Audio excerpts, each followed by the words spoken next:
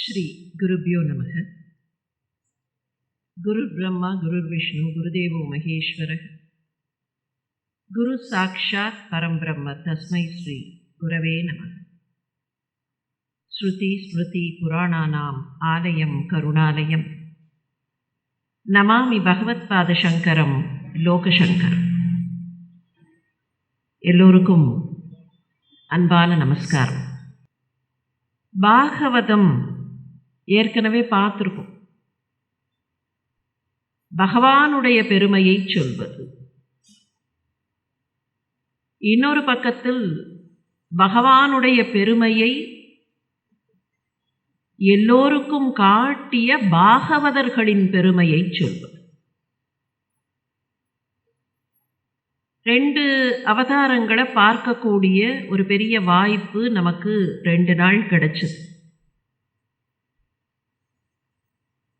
அப்போ அதிலிருந்து சில பேருக்கு வந்த ஒரு சின்ன சந்தேகம், நாம தசாவதாரம்னு வழக்கமாக சொல்கிறோமே, அந்த தசாவதாரம் ஆர்டர்லெல்லாம் அவதாரம் நடக்கலையா? ஏன்னா பாகவதத்தில் முன்னால் பின்னால் இருக்கே இந்த அவதாரங்கள்லாம். அப்போ அந்த ஆர்டர் இல்லையா? நாம் தசாவதாரம்னு சொன்னால் மீனத்தில் ஆரம்பித்து மத்ஸ்யத்தில் ஆரம்பித்து ஏதோ ஒரு ஸ்பெசிஃபிக் ஆர்டரில் போகிறோமே, அப்போ அது சரி இல்லையா அப்படின்னு ஒரு சந்தேகம் வந்தது. இதுக்கு ஒரே ஒரு பதில் தான். இதை வேற யாரும் பதில் சொல்ல முடியாது.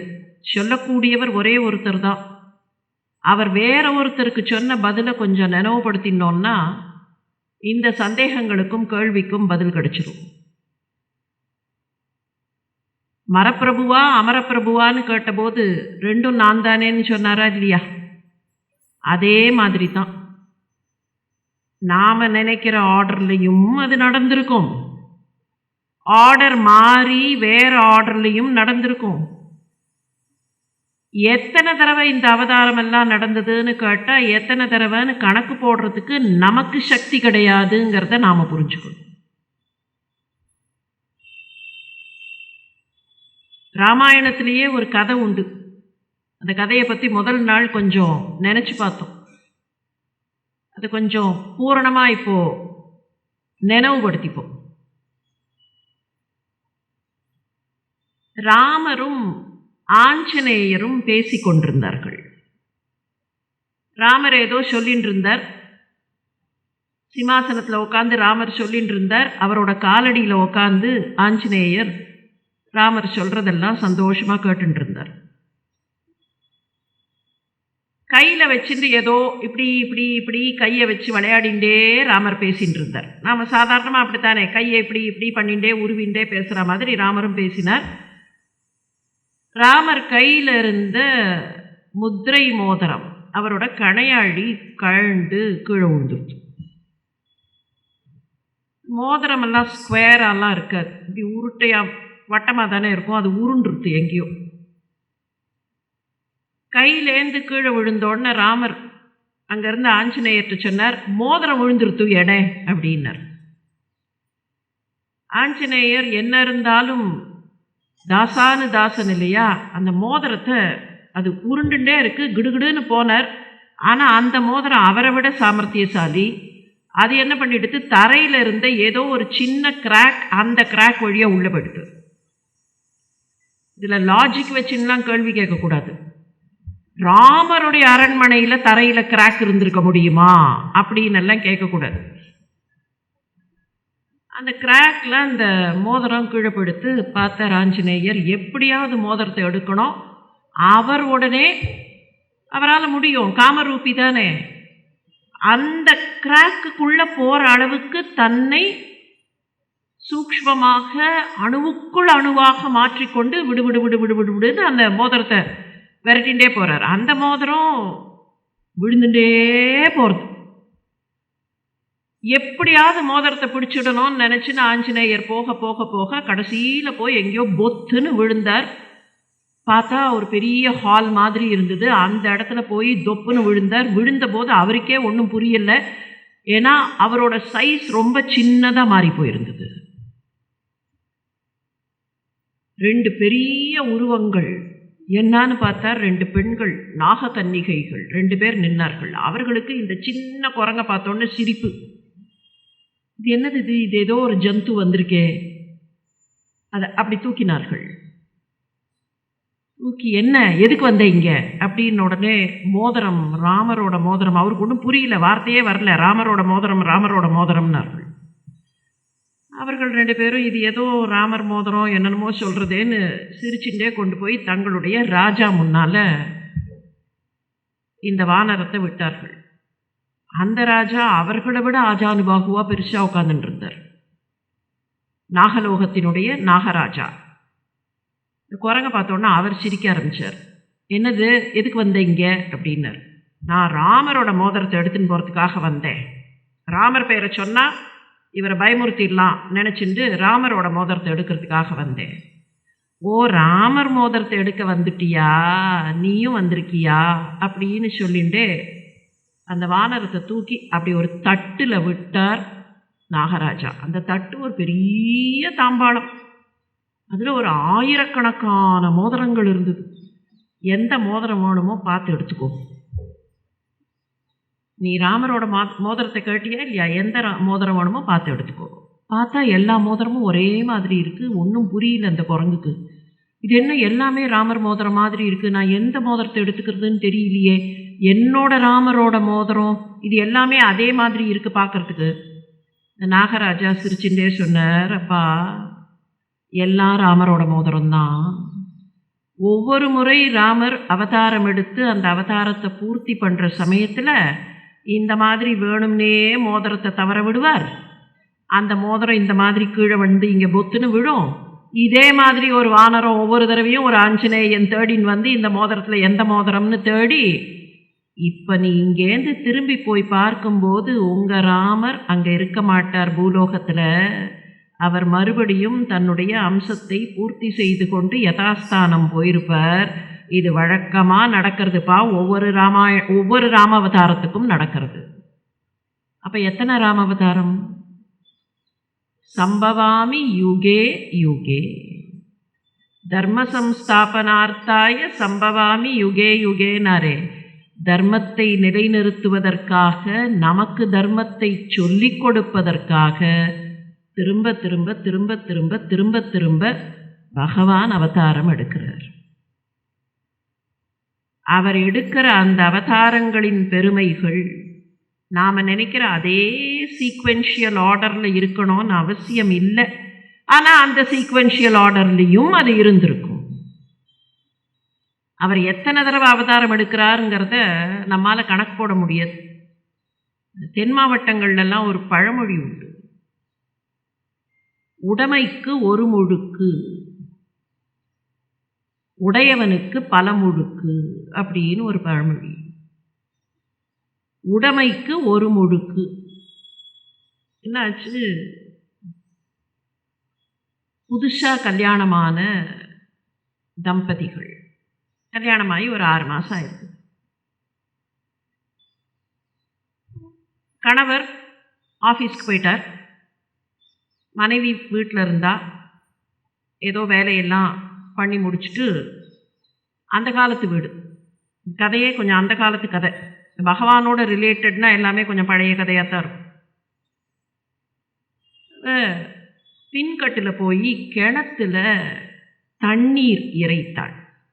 இந்த காலத்தில் கிணறுன்னு ஒன்று இருக்கும், அதில் ராட்டினம்னு ஒன்று போட்டிருப்பார்கள். கயிறை வச்சு குடத்துலையோ வாளியிலையோ கட்டி இழுக்கணும். இன்றைக்கி அதெல்லாம் மறந்து போச்சு. மியூசியத்தில் ஏதாவது ஒரு மாடல் ஏஐயில் ஒரு ரோபோவை அந்த மாதிரி பண்ண வச்சா இப்படியெல்லாம் எங்களுடைய மக்கள் செய்து கொண்டிருந்தார்கள் அப்படின்னு தெரிஞ்சுக்கலாம். கிணத்துல தண்ணி இழுத்தா, குடத்துக்கு கழுத்தில் அந்த கயத்தை கட்டி தண்ணி இழுத்தா. அவ துரதிருஷ்டம், இந்த கயிறு நழுவி குடம் உள்ளே விழுந்துருச்சு. என்ன இருந்தாலும் கல்யாண சமயத்தில் அம்மா சீதனமாக கொடுத்த குடம். இந்த ஊர்லையா உப்பு தண்ணி, குடம் தண்ணியிலேயே கிடந்தா என்னாகும்? அதனால எப்படியாவது சீக்கிரமாக அந்த குடத்தை வெளியில் எடுத்துடணும். கொஞ்சம் மத்தியானம் அவ்வளவா வேலை இல்லை, வாசலில் போய் நின்று யாராவது உதவி செய்வதற்கு வருவார்களான்னு பார்த்தா அன்னைக்கின்னு பார்த்து ஒருத்தரும் காணும். பாதாள கொலுசு எடுத்துட்டு சில பேர் வருவார்கள். சில ஊர்களில் பார்த்தா பாதாள கொலுசு அவர்களே வாங்கி வீட்டிலேயே வச்சிருப்பார்கள். ஏன்னா என்னைக்கு அதுக்கு அவசியம் வரும்னு தெரியாது. அன்னைக்கின்னு ஒருத்தருமே வரல. என்ன பண்ணுறதுன்னு பார்த்துட்டே இருந்தால் நாழி ஆயிடுத்து, சாயங்காலம் ஆயிடுத்து. கிட்டத்தட்ட அவருடைய கணவர் அலுவலகத்திலிருந்து திரும்பி வருகிற நேரம். சரி, அவர் வந்தோடனையாவது இதுக்கு ஏதாவது ஒரு வழி கண்டுபிடிப்போம் அப்படின்னு நின்னா அவர் வந்தார். அப்படியே இருங்கள், வாசல்லையே, வீட்டுக்குள்ளேயே விடலை. முதல்ல பின்கட்டில் போய் குடத்தை எடுத்துட்டு அப்புறமா மற்ற வேலையெல்லாம். அவருக்கு ஒன்றும் புரியல. ஏதோ ஃபைலை பார்க்க சொன்னால் பார்ப்பார், அதை விட்டுவிட்டு பின்கட்டில் போய் குடத்தை எடு, கிணத்துல இறங்கு. அம்மா, எனக்கு கிணத்துல இறங்கிலாம் பழக்கம் இல்லைம்மா. அதெல்லாம் கவலையே படாதீர்கள், நான் நிற்கிறேன் மேலே, நான் கயத்தை போடுறேன், நீங்கள் எப்படியாவது இறங்குங்கள். அவருக்கு அப்போ தான் நினைவு வந்தது, அவள் அம்மா 4 வருஷத்துக்கு முன்னால் சொல்லியிருந்தா, உனக்கு தண்ணியில் தான் கண்டம் அப்படின்னு. அம்மா, எங்கள் அம்மா சொல்லியிருக்காம்மா, அதெல்லாம் ஒன்றுமில்லை, நான் வந்துட்டேனா இல்லையா, தண்ணியிலலாம் கண்டம் கிடையாது அப்படின்னு சொல்லி ஷீ சம்ஹவ் கன்வின்ஸ்டும். அவர் போனார். அந்த கிணறு கொஞ்சம் வசதியாக அந்த சுற்றி கட்டி இருந்தது. உர கிணறுனா இறங்க முடியாது, கட்டின கிணறுனா இறங்கலாம். கஷ்டப்பட்டு அப்படி கொஞ்சம் கொஞ்சமாக மெல்ல, அவள் வேற மேலே நின்றுட்டு எட்டி பார்த்துட்டே இருக்கா, இறங்குங்கோன்னு. சரின்னு மெல்ல இறங்கினார். அப்படி கயிறை வேற கட்டி விட்டுருந்தா. எப்படியோ போய் தண்ணியில் போய் அப்படி கொஞ்சம் தொழாவி, யாரோ முன்னால் சொல்லி கொடுத்த டெக்னிக், அப்படியே மூக்கை பிடிச்சின்னு ஒரு முங்கினா அப்படின்னு மூக்கை பிடிச்சின்னு ஒரு கையால் மூக்கை பிடிச்சின்னு ஒரு கையை மாத்திரம் போட்டு தொழாவினார். என்னமோ ஒன்று கையில் தட்டுப்பட்டுது. ஆஹா, கிடச்சிருத்து அப்படின்னு அப்படி தலையை தூக்கி அப்படி கையில் என்னான்னு பார்த்தா என்னைக்கோ உள்ள விழுந்து நல்லா நசுங்கி போயிருந்த ஒரு அலுமினிய குவளை. இந்த தண்ணிக்கு கீழே அது என்னமோ பிரின்சிபல்லாம் வருமே, இந்த ஆர்கிமிடிஸ் பிரின்சிபல்லாம் வேலை செய்யும். எது கையில் தட்டுப்படுறதுன்னே தெரியாது. தூக்கி போட்டார். மறுபடியும் ஒரு முங்கு. திருப்பியும் கையில் என்னமோ கிடச்சிது. என்னமோ கையில் சிக்கரா மாதிரி இருக்கே, என்னது இது, கயத்தோட கீழே விழுந்துருத்தோ அப்படின்னு நினச்சிட்டே மேலே வந்து பார்த்தாக்க ஒரு 2 மாதம் முன்னால் கொடியில் உணர்த்தி காணாமல் போயிருந்த அவரோட சட்டை தாராக கிழிஞ்சு உள்ளேந்து கிடச்சிது. சரின்னு அடுத்த முங்கு. அப்போவும் அது கிடைக்கல. என்னென்னமோ கிடச்சிது. அந்த குடம் மாத்திரம் கைக்கு அவ்வளவு சுலபமாக தட்டுப்படலை. உடைமைக்கு ஒரு முழுக்கு. உடைமை குடம் தானே, அந்த குடம், அந்த ப்ராப்பர்ட்டிக்கு ஒரு முழுக்கு. அதுக்கு சொந்தக்காரருக்கு 4-5 முறை முழுக்கு போட்டால் கூட கிடைக்கல. உடைமைக்கு ஒரு முழுக்கு, உடையவனுக்கு பல முழுக்கு. இந்த கிணத்துல குடம் விழுந்ததுக்கா இப்படி ஒரு பழமொழி? இந்த பழமொழிக்கு என்ன அர்த்தம்? அவருடைய உடைமைகள் இதெல்லாம். இந்த உடைமைகள் ஒரு முறை பிறப்படுத்தி இங்கே வந்தா இதையெல்லாம் எப்படியாவது மேலே தூக்கிண்டு போயிடலாம் அப்படின்னு நினச்சி அவர் ஒவ்வொரு தடவையும் அவதாரம் எடுக்கிறார். அப்படி கையை போட்டு தொழாவி தூக்கின்னு போக முடியுமான்னு பார்க்குறார். கடைசியில் பார்த்தா அவர் மாத்திரம் தனியாக போகிறாரே தவிர கையில் ஒன்றுமே தட்டுப்படலை, எல்லாம் கீழே கிடக்கு. உடைமைக்கு ஒரு முழுக்கு, உடையவனுக்கு பல முழுக்கு. அந்த பல முழுக்கு போட்ட அவதாரங்கள், பலமுறை அவர் முழுக்கு போட்ட அவதாரங்கள். அவதாரங்களில் தசாவதாரம் நாம் இன்னைக்கு சொல்கிறோம். அதில் ஒரு சீக்வென்ஷியல் ஆர்டர், அதில் ஒரு அழகு இருக்குது. மத்ஸ்யத்தில் ஆரம்பித்து அதுக்குள்ளே நம்ம ரீசனிங் தேடினா நிறைய கிடைக்கும். ஆனால் அந்த தசாவதாரத்திலேயே தமிழ்நாட்டு எல்லையை தாண்டினோன்னா கொஞ்சம் தசாவதாரம் ஆர்டரே மாறும். பாகவதத்திலே பார்த்தோம், புத்தர் நடுவில் வருவார். தமிழ்நாட்டில் தசாவதாரம்னு ஒரு ஆர்டர் போட்டோம்னா என்ன வரும்? மத்ஸ்யத்தில் ஆரம்பிப்போம். மத்ஸ்யத்தில் ஆரம்பித்து வரிசையாக சொல்லி பார்ப்போமே, மத்ஸ்யம், கூர்மம், வராகம், நரசிங்கம், வாமனம், பரசுராமம், ராமம், பலராமன், கிருஷ்ணன், கல்கி. இடை நிகழ்ந்த ராமாவதாரம்னு பாடுவார் கம்பர். 3 ராமர்களுக்கு நடுவில் இருக்கிற ராமர். இந்த பக்கம் பரசுராமர், அந்த பக்கம் பலராமர், நடுவில் இருக்கிற ராமர், அதுதான் ராமாவதார கதை. ஆனால் இதே ஆர்டர் ஆந்திர பிரதேஷ்க்கு போனால் இருக்காது, தெலுங்கானாவுக்கு போனால் இந்த ஆர்டர் இருக்காது. நீங்கள் கொஞ்சம் அப்படி எல்லை தாண்டும் போதே ஆர்டர் மாறி இருக்கும். ஒன்று பலராமர் காணாமல் போயிருப்பார், பலராமருக்கு பதிலாக அங்கே புத்தர் வந்துடுவார். பாகவதம் சொல்கிற ஆர்டரும் அதுதான், புத்தர் வந்துடுவார். ராமர், கிருஷ்ணர், புத்தர், அப்புறம் கல்கின்னு வரும். வடநாட்டுக்கு போனால் அநேகமாக தசாவதாரத்தில் புத்தர் தான் இருப்பார். கொஞ்சம் கிழக்குக்கு போனோம்னா ஒரிசாலெல்லாம் போனாக்க கிருஷ்ணரே இருக்க மாட்டார். ஜெயதேவருடைய அஷ்டபதியை நினைத்து பாருங்கள், தசாவதாரத்தில் கிருஷ்ணர் இருக்க மாட்டார். பலராமர் இருப்பார், புத்தர் இருப்பார், கிருஷ்ணர் இருக்க மாட்டார். ஜெயதேவருடைய ஆர்கியூமெண்ட் என்னன்னா, கிருஷ்ணர் தான் சுப்ரீம், அவர் தான் எல்லா அவதாரமும் எடுத்தார், அவரை கொண்டு வந்து கீழே இங்கே அவதாரத்தில் வைக்கக்கூடாது, அவர் மேலே இருக்கார். இது அந்தந்த இடங்களில் இருக்கக்கூடிய மக்கள் சில நேரங்களில் அவர்களுடைய பக்தியால் பகவானை கட்டினா, எப்படியெல்லாம் பக்தியில் பாகவதர்கள் கட்டுகிறார்களோ, அடியார்கள் கட்டுகிறார்களோ, அப்படியெல்லாம் கட்டுப்படுவதற்கு அவர் சித்தமாக இருக்கிறார். கட்டுண்ண பண்ணிய பெருமாயந்தான்.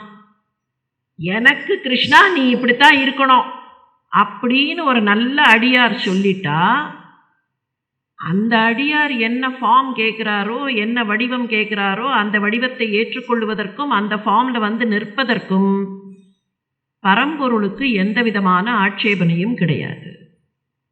அதனால தான் பல இடங்களில் இந்த அவதாரங்களில் ஓவர்லேப்ஸை பார்க்குறோம். ஒரே அவதாரம் முன்னால் நடந்திருக்குமா, இன்னொரு தடவை நடந்திருக்குமான்னா நினைத்து பாருங்கள். மோகினி அவதாரம்னு ஒன்று இருக்கா இல்லையா? எப்பெல்லாம் நடந்தது இந்த மோகினி அவதாரம்? லிஸ்ட் போட்டோம்னா ரொம்ப கிளாசிக்காக 2 இடம். ஒன்று தாருகவனத்தில் முனிவர்களை அவர்களுடைய அந்த ஆணவத்தை அழிக்கிறதுக்காக அங்கேயும் மோகினி அவதாரம் தான். பார்க்கடல் கடைஞ்ச போது அமுதத்தை கொண்டு வந்து தேவர்களுக்கு கொடுக்கறதுக்காக எடுத்ததும் மோகினி அவதாரம் தான். அப்போ 2 தடவை மோகினி அவதாரம் எடுத்தாரேனா, அவர் ஒரு தடவை 2 தடவை என்ன, அவரால் எத்தனை மல்டிபிள் ஆக்ஷன் வேணும்னாலும் பண்ண முடியும். அதனால தான் பாகவதத்தில் இப்படித்தான் அப்படின்னு ஒரு சீக்வென்ஸ் பார்க்க முடியாது. அந்த சீக்வென்ஸ் மாறிண்டே இருக்கும். பகவானுடைய பெருமையை எத்தனை முறை சொன்னால் என்ன, எத்தனை முறை அனுபவித்தால் என்ன, எப்படி பார்த்தால் என்ன. ராமாயணத்தை பற்றி நினச்சோம் இல்லையா? தெலுங்கில் ஒரு ராமாயணம் உண்டு. மொள்ளமாம்பான்னு ஒரு பெண் கவிஞர் எழுதின ராமாயணம். மொள்ள ராமாயணம்னே பேர் இருக்கு. ராமாயண காவிய கர்த்தாக்களில் முதலாக ராமாயணத்தை முழுமையாக பாடிய ஒரு பெண் கவிஞர் மொள்ளமாம்பா தான். ராமாயணத்தை ஆரம்பிக்கிறச்சேயே மொள்ளமாம்பா ஒரு கேள்வி கேட்பா. நேத்திக்கு சாப்பிட்டோங்கிறதுக்காக இன்னைக்கு சாப்பிடாம இருக்கோம் மாம்பா. அவ குவெஸ்டனே அதுதான். நேத்திக்கு சாப்பிட்டோமா இல்லையா, இன்னைக்கு சாப்பிடாம இருக்கோமா? அப்ப நேத்திக்கு பகவானுடைய பெருமையை அனுபவிச்சால் இன்னைக்கும் பகவானுடைய பெருமையை அனுபவிக்கலாம், நாளைக்கும் அனுபவிக்கலாம். பகவானுடைய பெருமையை எத்தனை முறை வேண்டுமானாலும் அனுபவிக்கலாம். அதுக்கு எல்லையே கிடையாது. கார்த்தாலேந்து ராத்திரி வரைக்கும் எவ்வளவு வேண்டுமானாலும் அனுபவிக்கலாம். அந்த அனுபவத்தை நமக்கு கொடுப்பதற்காகத்தான் பாகவத புராணம் உருவாயிற்று. பாகவத புராணத்தில் ஏராளமான கதைகள் உண்டு, ஏராளமான சர்க்கங்கள் உண்டு. எப்படியெல்லாம் நன்மையை பகவான் உலகத்திற்கு தருகிறார்.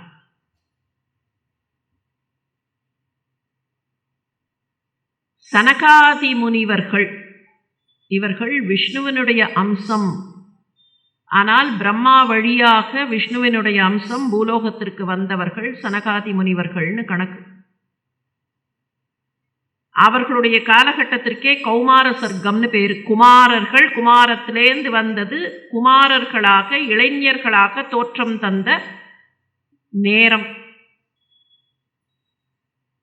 இந்த சனகாதி முனிவர்கள் பிரம்மாவினுடைய புத்திரர்கள் அப்படின்னு சொன்னா, பிரம்மாவுக்கு இன்னமும் சில புத்திரர்கள் உண்டு. சனகாத்யா நாரதஸ்ச ரிபுர் ஹம்சோ ஆருணிர் யதி. இதில் யாரெல்லாம் இருக்கிறார்கள் அப்படின்னு பார்த்தா சனகாதி முனிவர்கள், நாரதர், ரிபு அப்படின்னு ஒருத்தர், ஆருணின்னு ஒருத்தர், ஹம்சதேவர்னு ஒருத்தர். இவர்களெல்லாம் திருமணம் செய்து கொள்ளாமல் சந்நியாசிகளாகவே இருந்தவர்கள், துறவிகளாகவே இருந்தவர்கள்.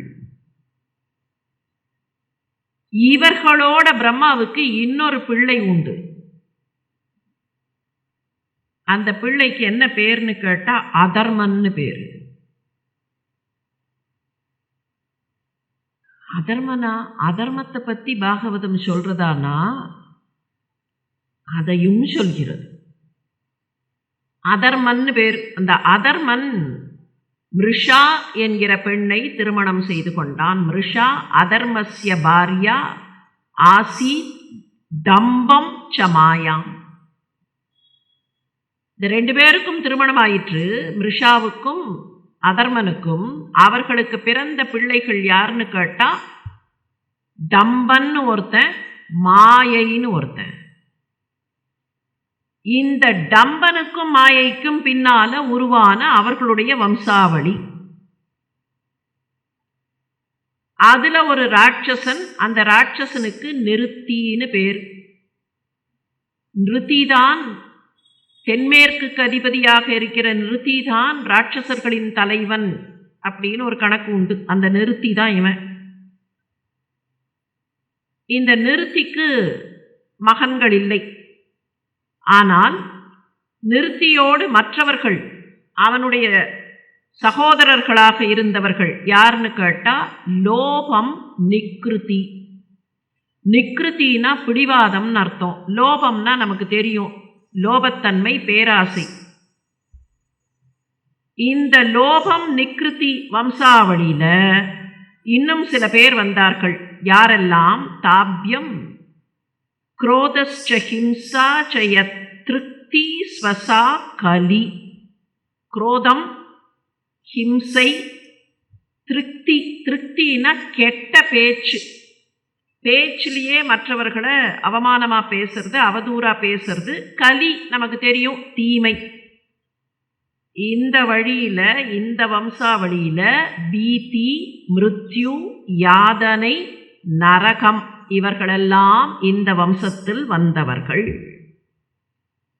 இதை எதுக்கு சொல்றது பாகவதம்னா, இதுக்குத்தான் பிரதிசர்க்கம்னு பேரு. சர்க்கம்னா தோற்றம். என்ன தோற்றம்? பகவான்டேந்து நல்ல விஷயங்கள் எல்லாம் ஒரு பக்கம் தோன்றி வர, அதுக்கு ஒரு கவுண்டர் பேலன்ஸ் வரணுமா இல்லையா? அந்த கவுண்டர் பேலன்ஸா பிரதிசர்க்கம் வருது. அப்பத்தான் ஒரு மாதிரியா பேலன்ஸ் இருக்கும்.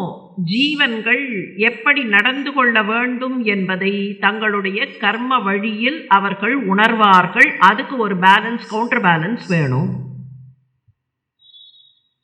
உலகத்துல நல்லதும் கெட்டதும் சேர்ந்துதான் இருக்கும். அதை சூஸ் பண்ற டிஸ்கிரிமினேஷன் தான் நம்ம திறமை. மாணிக்க வாசகர் பாடுறச்சே ஒன்று சொல்வர், பராசக்தி நம்மை எல்லாம் வளர்த்தாள். ஆனா எப்படி வளர்த்தாள்னு சொல்றச்சே, பேதித்து நம்மை வளர்த்த பெய்வளை. இந்த வார்த்தைக்கு நமக்கு இன்னைக்கு அர்த்தம் சரியா தெரியாது. பேதித்து நம்மை வளர்த்தெடுத்த பெய்வளை. அது என்ன பேதித்து? பேதம் பார்த்து. பேதித்துன்னு சொன்னா பேதம் பார்த்து. நாம இன்னைக்கு அதை எப்படி புரிஞ்சுப்போம்னா, ஒருத்தருக்கு ஒருத்தர் டிஸ்கிரிமினேஷன், அம்பாளே இப்படித்தான் ஃபேவரட்டிசம் காமிச்சு பாரபட்சம் காட்டி இல்லை. நமக்கு ஒரு டிஸ்கிரிமினேட்டரி சென்ஸை கொடுத்து, மனிதர்களுக்கு இருக்கிற முக்கியமான புத்திசாலித்தனம் இஸ் திஸ் டிஸ்கிரிமினேட்டரி சென்ஸ். எது சரி, எது தப்பு, எது நியாயம், எது அநியாயம், எந்த இடத்துல எப்படி நடந்து கொள்ள வேண்டும். ஒரு நாய்க்கோ பூனைக்கோ அது தெரியுமா? அது பாட்டுக்கு வரும். இப்போ இங்கே விட்டோன்னா கிடுகிடுன்னு ஒன்று மேலே ஏறி வந்து உட்காந்துக்கும். ஆனால் மனிதர்களுக்கு எப்போ எதை செய்யணும், எப்படி செய்யணும், யார்கிட்ட எப்படி நடந்துக்கணும், எது சரி எது தப்பு, இதெல்லாம் தெரியுமா இல்லையா? இந்த பேதித்து, இந்த பேதத்தை நமக்குள் உருவாக்கி அப்பத்தான் நான் செய்யறது சரியா நான் செய்யறது தப்பான்னு என்னால் புரிஞ்சுக்க முடியும். இந்த உணர்வை நமக்கு தரணும்னு சொன்னால் உலகத்தில் நல்லதையும் கெட்டதையும் சேர்த்து தான் வைக்கணும். ரெண்டும் சேர்ந்து தான் இருக்கும். மேடாக இருக்கணும், எல்லா இடமும் மேடாக இருந்தால் நன்றாக இருக்கும். ஏன்னா மழை காலத்தில் பள்ளமாக இருந்ததுன்னா காலை வைக்க முடியலையே அப்படிங்கிறமா இல்லையா? மேடு எப்போ வரும்? மேடுன்னு ஒரு இடம் உருவாகணும்னா பள்ளம்னு ஒன்று பக்கத்தில் இருந்தால் மட்டும்தான் மேடு வரும், இல்லைன்னா எல்லாம் சமதரையாக தான் இருக்கும். பெரியாழ்வார் இருக்காரு, அவர் பகவானுக்கு பல்லாண்டு பாடினார். பெரியாழ்வாருக்கும் ஆண்டாளுக்கும் ஒரு டெண்டன்சி உண்டு. சில விஷயங்களை நேர சொல்ல மாட்டார்கள், சிம்பிளாக சொல்ல மாட்டார்கள். அப்பாவுக்கும் பொண்ணுக்குமே அந்த டெண்டன்சி உண்டு. ஸ்ட்ரெயிட்டாக ஒரு விஷயத்தை சொல்லிட்டா அதை விட கொஞ்சம் ஒரு சுத்தி ஒன்றும் இல்லை, இப்படி தொடாமல் இப்படி தொடுறது. பல்லாண்டு தானே பாடணும். யாருக்கு பல்லாண்டு பாடுறார்? பெருமாளுக்கு பல்லாண்டு பாடுறார், மகாவிஷ்ணுவுக்கு பல்லாண்டு. நேரடியாக பாட வேண்டியது தானே. கொடியானுக்கு பல்லாண்டு. இந்த கொடியான்கிற வார்த்தையும் இன்னைக்கு அர்த்தத்தில் வேற, அன்னைக்கு அர்த்தத்தில் கொடியை கொண்டவன் கொடியான். கொடியானுக்கு பல்லாண்டு. எந்த கொடியானுக்கு? நேர ஸ்ட்ரெயிட்டாக கருட கொடியானுக்கு சொல்லிடலாமா இல்லையா? உத்திஷ்டோ உத்திஷ்ட கோவிந்த உத்திஷ்ட கருடத்வஜ சொல்ல வேண்டியது தானே, சொல்லலை. பையுடை நாக பகை கொடியானுக்கு பல்லாண்டு கூறுதுமே. பெரியாழ்வாரே கொஞ்சம் நில்லுங்கள், என்ன சொன்னீர்கள்? பையுடை நாகம், படமெடுக்கிற நாகம், அந்த நாகத்திற்கு பகையாக இருக்கிற கருடன், அந்த கருடனை தன்னுடைய கொடியில் கொண்டவன். இதுக்கு எதுக்கு இவ்வளவு சுத்து? எதுக்காக இவ்வளவு சுத்து? கொஞ்சம் விஷுவலைஸ் பண்ணி பார்த்தோம்னா அவர் சொன்ன அந்த வரிய, படமெடுக்கிற நாகம் 5 தலைகளோடு இல்லை 1000 தலைகளோடு அங்க ஒரு நாகம். பெருமாள் என்ன பண்ணியிருக்கார்? அந்த ஆதிசேஷன் மேலதான் படுத்துட்டு இருக்கார். ஆனா பெருமாளுக்கு பக்கத்துல இன் வெயிட்டிங், எய்ட் இன் வெயிட்டிங் யாருன்னு கேட்டா கருடன். பாம்புக்கும் கருடனுக்கும் ஆகாது நம்ம உலகத்துல இல்லையா? பாம்புக்கும் கருடனுக்கும் ஒத்து வராது. ஆனா அங்க என்ன? இந்த பக்கத்துல பாம்பு படுக்கை, அதுக்கு பக்கத்திலேயே கருடன் ரொம்ப அமெரிக்கையா பதவிஷா நின்னுண்டு எப்போ புறப்படுவாரோ நான் அழைச்சின்னு போறேன். அவருடைய லோகத்துல ரெண்டும் ஒத்து வருங்கிறது மாத்திரம் இல்லை. உலகம்னு சொன்னா உலகத்துல ஒரு பக்கத்துல பாம்பும் இருக்கும், ஒரு பக்கத்துல கருடனும் இருக்கும், ஒரு பக்கத்துல இன்பமும் இருக்கும், ஒரு பக்கத்துல துன்பமும் இருக்கும். Opposites will be there. இதுல எதை தேர்ந்தெடுத்து கொள்ள வேண்டும்ங்கிறது அந்த ஜீவன் தீர்மானிக்க வேண்டியது. எப்படி தீர்மானிக்கும் ஜீவன்னா அதுதான் வித்யை. அதனால தான் சரஸ்வதிக்கே என்ன பண்ணினார்கள்? அன்னப்பறவையை வாகனமா வச்சார்கள். பாலும் நீரும் சேர்த்து வைத்தால் பிரித்துண்ணும் அன்னப்பறவைனா அந்த அன்னப்பறவை. ஏன் சன்னியாசிகள் எல்லாம் ஹம்சர்கள்னு சொன்னார்கள்? சன்னியாசிகளுக்கே ஹம்சர்கள்னு தான் பேரு. பரமஹம்சர்கள் அப்படின்னு சொன்னா மிகப்பெரிய துறவிகளாக வாழ்ந்தவர்கள். ரெண்டையும் பார்த்தாலும் இந்த ரெண்டுத்துல எது சரின்னு எடுத்துக்கொள்ளக்கூடிய தன்மை, எது பொருந்தும், எது சரி. கல்வி என்ன பண்ணணும்? பாலும் நீரும் சேர்ந்து தான் இருக்கும். எது பாலோ அந்த எலிமெண்ட்டை மாத்திரம், எது நன்மையை தருமோ, எது எல்லோருக்கும் பொருந்துமோ அந்த எலிமெண்ட்டை மாத்திரம் எடுத்துக்கிறதாக அந்த கல்வி இருக்கணும்.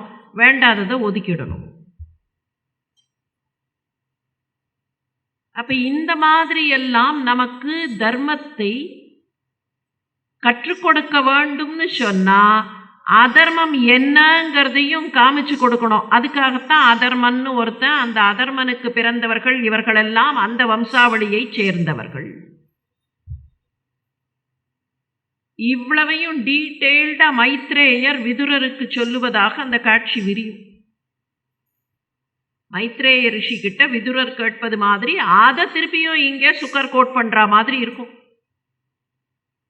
அப்படி கேட்கும்போது எதெல்லாம் தவறு, இதெல்லாம் தவறு, இந்த மாதிரி எல்லாம் இருக்கும். இது ஒரு பக்கம் இருக்கட்டும், நான் இன்னொரு பக்கத்தில் உனக்கு புனித வம்சாவளியை சொல்கிறேன். அது என்ன புனித வம்சாவளி? ஸ்வயம்புவ மனுன்னு ஒருத்தர் இருந்தார்ப்பா, அந்த ஸ்வயம்புவ மனுவினுடைய வம்சாவளியை சொல்கிறேன். மன்வந்திரம்னு பார்த்தோமா இல்லையா? மன்வந்திரத்திலேயே முதல் மன்வந்திரம் ஸ்வயம்புவ மனுவின் மன்வந்திரம்.